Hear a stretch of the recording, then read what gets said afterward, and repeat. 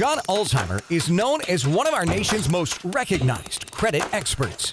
Having worked for 28 years in the credit industry, John has become one of the most prolific speakers about credit and the go-to authority on answers to credit-related questions. Credit Countdown with John Ulzheimer. Hello, my name is John Ulzheimer. I am a consumer credit expert. I have almost 30 years of experience in the credit industry. I've spent time at Equifax, which is one of the 3 generally recognized credit reporting agencies in the United States, and FICO, the company behind the FICO credit scoring system. So this question comes up a lot. I get it all the time.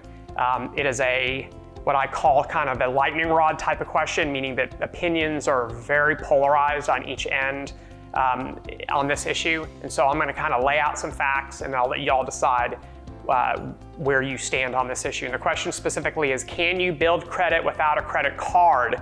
Credit cards are, I think you will agree with me, credit cards are probably the most vilified of the mainstream credit products. I mean, certainly not as much as say payday loans or asset lending, but in normal mainstream credit products, credit cards are brutalized. People, consumer advocates hate them, politicians hate them. People are very critical of credit cards because of the cost of credit card debt, which is optional, by the way. One of the issues with respect to credit cards is, can you avoid them and still build credit? The answer is certainly yes. Building credit doesn't require a credit card, doesn't require any particular type of credit. For example, if you go off to college and you borrow money to pay for your tuition and your education, you're taking out student loans. Student loans are going to appear on your credit reports the minute you start taking those disbursements, even though you don't have to pay them back because they're currently in deferment while you're in school.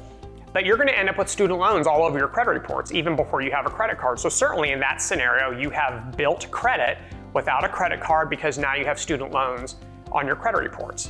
Certainly you can apply for what's called a credit builder loan, and credit builder loans are pretty common with credit unions. They're very low dollar loans, $500, $1,000, and you have to pay them back in a very quick period of time, 6 months, 12 months. And the purpose of taking out these loans is the credit unions will report the activity on your credit reports and therefore build your credit. That's why they're called credit builder loans. The name is actually a real thing. Next is my least favorite. I'm actually going to go ahead and cross it out, but I'll go ahead and talk about it. Co-signing. Oh, I can't stand this. There's really no such thing as co-signing. You're also signing, but people call it co-signing. Co-signing is when you agree to be liable for a debt with somebody else. You have co-signed with them for a debt. And of course, in that scenario, it could be a loan, it could be an auto loan, it could be some form of a loan, and the loan will appear on your credit report, and certainly you've done some credit building without a credit card. The downside here is that, again, there's really no such thing as co-sign, it's also sign, which means you are equally liable for the debt, even if you never intended to be equally liable. So if you're going to choose some of these options, I would strongly suggest that you skip the co-signing option, although it is an answer to the question. Finally, authorized users. An authorized user is kind of like a credit card with training wheels. You have a card, it has your name on it, you have full buying power on the card, but you're not liable for the debt.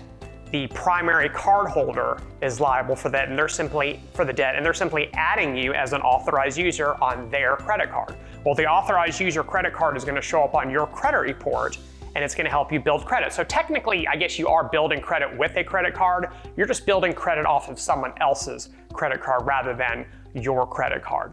So of all these options, I'm going to try to convince you that credit cards are probably the best of all of the credit products. Student loans. Do student loans have interest? Yes.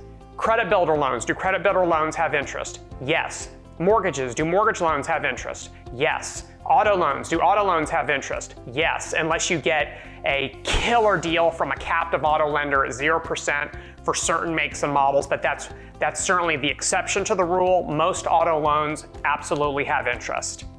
Credit cards. Do credit cards have interest? Yes, but only if you carry a balance from one month to the next. If you pay your balance in full every month, then there is no interest on your credit card because there's nothing to apply the interest rate to. There's no balance. You're paying in full every month, and so essentially you're using your card to transact rather than what's called revolve, which is carrying a balance from one month to the next. I have no idea what any of the interest rates are on any of my credit cards, and you know why? Because I don't care, it's irrelevant, because I don't carry balances and therefore there is no interest. And so of all of these options, I like the authorized user strategy. That's how I built credit decades ago. I became an authorized user on one of my father's credit cards, but I absolutely do like the idea of you getting a credit card and at least using it to help you build credit. Maybe not exclusively use a credit card to build credit, but I absolutely believe it should be in your inventory of products when you're starting out with credit. And you know why? It's because you're going to use credit cards. You may hate them.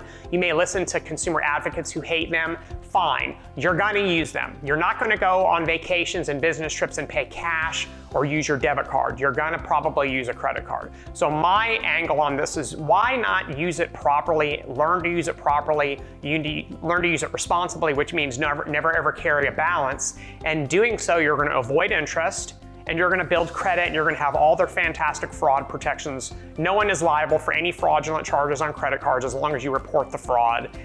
And their fantastic usability, $10, $15, $20, $30,000 of portable capacity. You're not carrying around a checkbook. You're not carrying around a bunch of cash. You're not depending on your debit card to buy everything, where it's your money if the card gets stolen. With a credit card, it's the bank's money if the card gets stolen. So it's a very different level of nervousness if your account gets compromised.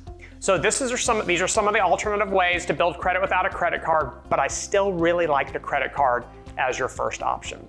So if you have any comments, or if you want to yell at me for my opinions on this, I'm totally fine with it, I get it. Drop them in the comment section below and I'll do my best to get to them. Thank you for watching. Have a great rest of your day. For more videos and credit tips from John Ulzheimer, go to www.tradelinesupply.com.